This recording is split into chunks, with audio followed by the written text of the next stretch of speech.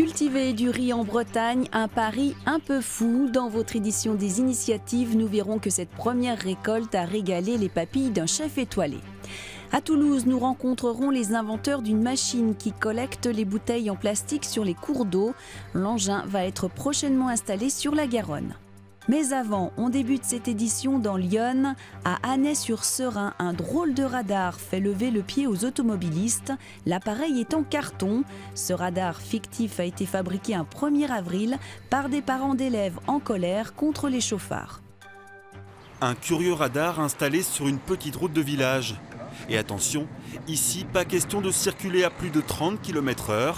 Sinon, gare aux mauvaises surprises. Je vois pas l'utilité dans un petit village comme ici. Je crois pas que ce soit rentable pour l'État. Pas rentable pour l'État, c'est le moins que l'on puisse dire, puisque comme vous l'aurez sûrement remarqué, ce radar, tout comme le panneau qui le signale, sont tout simplement factices. Un radar en carton conçu à l'occasion du 1er avril par des parents d'élèves agacés par les chauffards. Comme vous voyez, le terrain de jeu, il y a une grande ligne droite et effectivement, les gens ont tendance à accélérer.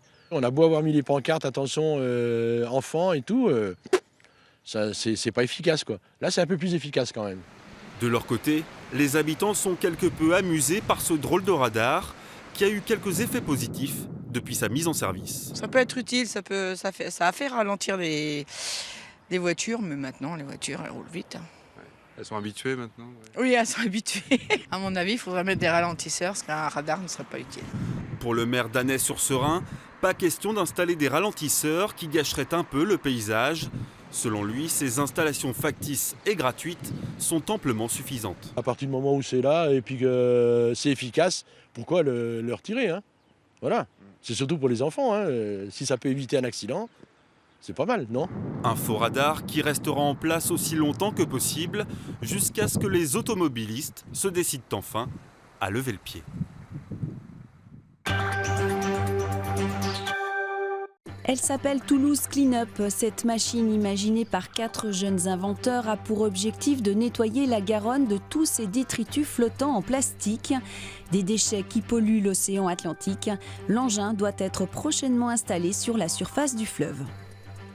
Ces jeunes inventeurs déploient leur machine un peu bizarre.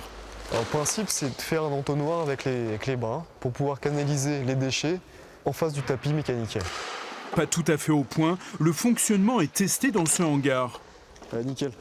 Dans quelques semaines, l'engin sera installé sur la Garonne. L'idée de ce moulin ingénieux, intercepter les bouteilles en plastique qui flottent à la surface du fleuve. Les déchets en plastique flottants vont être acheminés sur le tapis et lorsque les roues à aubes vont être entraînées, les engrenages vont se mettre à tourner. C'est le courant de la Garonne qui fait tourner les roues à aubes. Elles actionnent alors le tapis. Ce bac va récupérer les bouteilles qui sont acheminées sur le tapis, comme on peut le voir ici. Avant de fabriquer cette machine, ces inventeurs ont fait un test. Ils ont posé un filet dans la Garonne. En 9 jours, 90 bouteilles sont ramassées. Sur une année, 12 000 bouteilles pourraient être ainsi récupérées avant d'atteindre l'océan. La machine, elle sert à capter les déchets avant qu'ils filent dans l'océan. L'idée, c'est de ces déchets-là de les reconduire dans les circuits de recyclage classiques pour qu'on puisse contenir la pollution. 10% de la production mondiale de plastique finira dans les océans chaque année. Donc, il est grand temps d'agir. L'engin est fabriqué à partir de matériaux de récup. Ce tissu de chaises longues sert à confectionner les flotteurs. Le projet a vu le jour ici, au Fab Lab de Toulouse, un atelier qui regorge de machines en tout genre. Le projet Toulouse Clean-up a décroché 15 000 € auprès de la Fondation Orange. Il pourrait être facilement dupliqué sur d'autres fleuves en France. Et pour terminer, mission accomplie pour les premiers riziculteurs de Bretagne.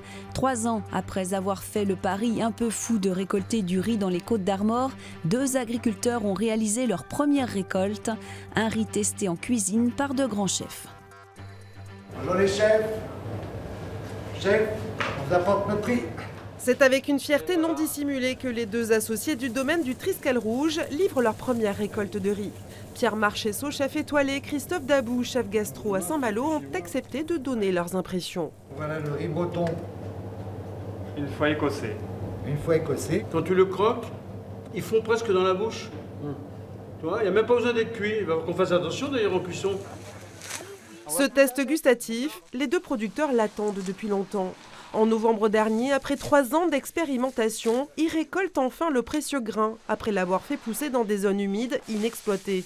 Mis à sécher pendant 4 mois, le riz d'Evran est désormais prêt à passer à la casserole. Je vais regoûter là. Quoi? Il est toujours croquant sur la dent là. Toujours croquant. Toujours pas cuit. Donc a priori il est long à cuire hein, quand même. Il a de la résistance, il est breton.